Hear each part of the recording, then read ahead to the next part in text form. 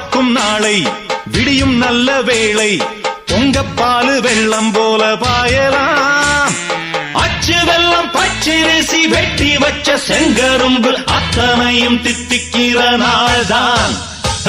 காட்டுக்குயிலு மனசுக்குள்ள பாட்டுக்கென்றும் பஞ்சம் இல்ல பாடத்தான்.